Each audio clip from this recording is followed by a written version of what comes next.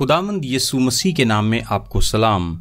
سوال و جواب کے اس سلسلے میں آج ہم اس بات پر غور کریں گے کہ کیا یہ سچ ہے کہ خدا گناہ کو یا بدی کو دیکھ نہیں سکتا؟ حبقوق کی کتاب میں نبی خدا سے کہتا ہے، تیری آنکھیں ایسی پاک ہیں کہ تو بدی کو دیکھ نہیں سکتا۔ حبقوق 1:13۔ اس کے یہ معنی نہیں کہ جب لوگ گناہ کرنا شروع کر دیں تو خدا کو اپنی آنکھیں بند کر لینی چاہیے یا اپنا چہرہ پھیر لینا چاہیے، بلکہ یہ اس بات کا اقرار ہے کہ خدا راست کردار کا مالک ہے، اور یہ اس سیاق و سباق میں اس بڑی گفتگو کا حصہ ہے کہ خدا کس طرح گناہ سے نمٹتا ہے۔ حبقوق خدا سے پوچھے گئے بہت سے سوالات کے ساتھ آغاز کرتا ہے۔ حبقوق نے اس بدی اور تنزلی کو دیکھا جو کہ قوم کو اپنی گرفت میں لے رہی تھیں، اور وہ اپنی فکریں خدا کے پاس لے کر گیا۔ اب کون ان ماتم سے پر سوالات کو پڑھنے کے بعد یہ نہیں پہچان سکتا کہ یہ وہی سوالات ہیں جو آج بھی بہت سے لوگ پوچھ رہے ہیں۔ حبقوق کی کتاب کے پہلے باب کی 2 تا 4 آیت میں لکھا ہے، اے خداوند میں کب تک نالہ کروں گا اور تو نہ سنے گا؟ میں تیرے حضور کب تک چلاؤں گا ظلم ظلم اور تو نہ بچائے گا؟ تو کیوں مجھے بد کرداری اور کج رفتاری دکھاتا ہے؟ کیوں ظلم اور ستم میرے سامنے ہیں؟ فتنہ و فساد برپا ہوتے رہتے ہیں۔ اس لیے شریعت کمزور ہو گئی اور انصاف مطلق جاری نہیں ہوتا، کیونکہ شریر صادقوں کو گھیر لیتے ہیں، پس انصاف کا خون ہو رہا ہے۔ حبقوق نے خدا کے لوگوں کو بدی میں لت پت دیکھا، تاہم وہ اس بات کو لے کر زیادہ الجھن کا شکار تھا کہ شریر کیوں خوشحال ہوتے جبکہ راست باز دکھ اٹھاتے ہیں؟ خدا برے کاموں کی اتنی برداشت کیوں کر رہا ہے؟ ایوب کی طرح حبقوق بھی صحیح اور غلط کے بارے میں خدا کے بظاہر دیر سے رد عمل پر سوال اٹھاتا ہے۔ انصاف کو کیا ہو گیا؟ خدا جواب میں حبقوق پر اپنا منصوبہ ظاہر کرتا ہے کہ وہ کسدیوں کی قوم کو استعمال کرے گا تاکہ وہ یہودا کو فتح کریں اور یوں سب بد کردار سزا پائیں۔ اس کا ذکر حبقوق کی کتاب کے پہلے باب کی 5 سے 11 آیت میں ہے۔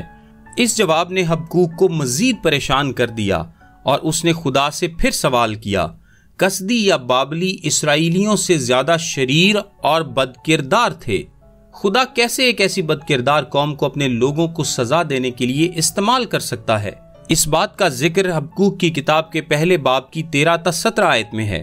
13ویں آیت کے مطابق وہ کیوں اجازت دے گا کہ شریر اپنے سے زیادہ صادق کو نگل جائے؟ کیا وہ ان کی بدی کی توثیق کرتا ہے؟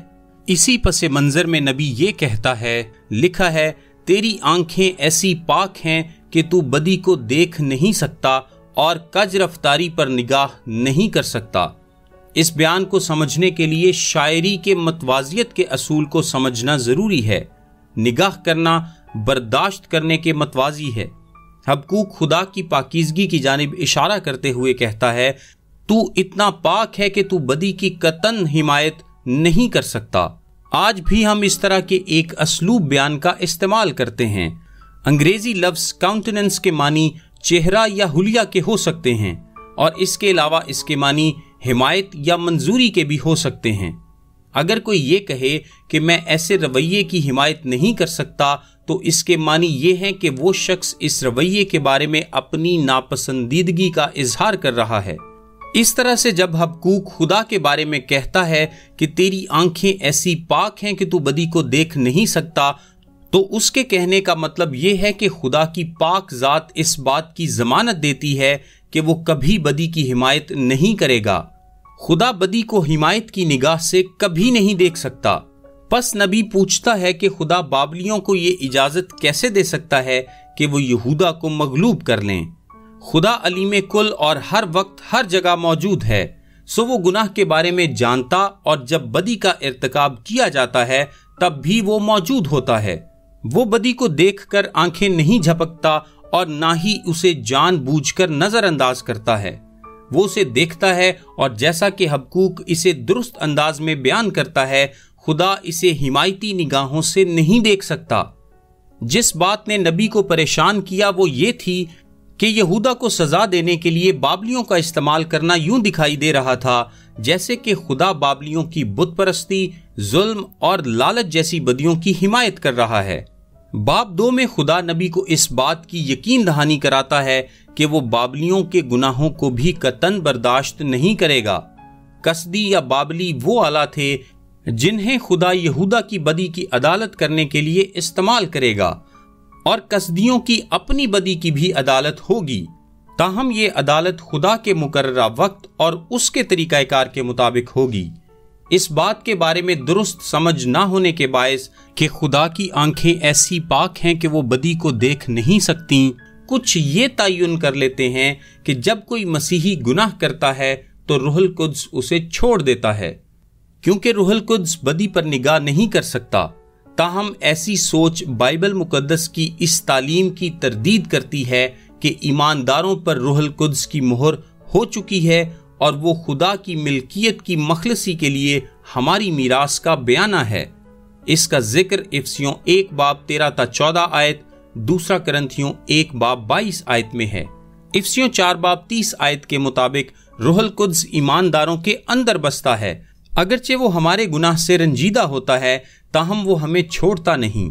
اہم بات یہ ہے کہ ہمارے گناہوں کی مکمل قیمت یسوع نے چکائی ہے اور کامل معافی مل چکی ہے۔ خدا گناہ کی برداشت نہیں کر سکتا، اور 1 یوحنا 3 باب 8 آیت کے مطابق اس نے اپنے بیٹے کو اس لیے بھیجا تاکہ وہ ابلیس کے کاموں کو مٹائے۔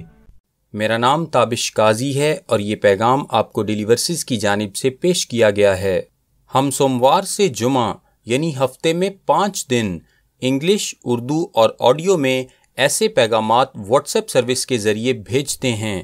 اگر آپ اپنے نمبر پر یہ سروس حاصل کرنا چاہتے ہیں تو ابھی اپنا نام اور شہر کا نام لکھ کر 0333 80 20 972 973 یا پھر 974 پر واٹس ایپ میسج کریں۔ خدا آپ کو برکت دے، آمین۔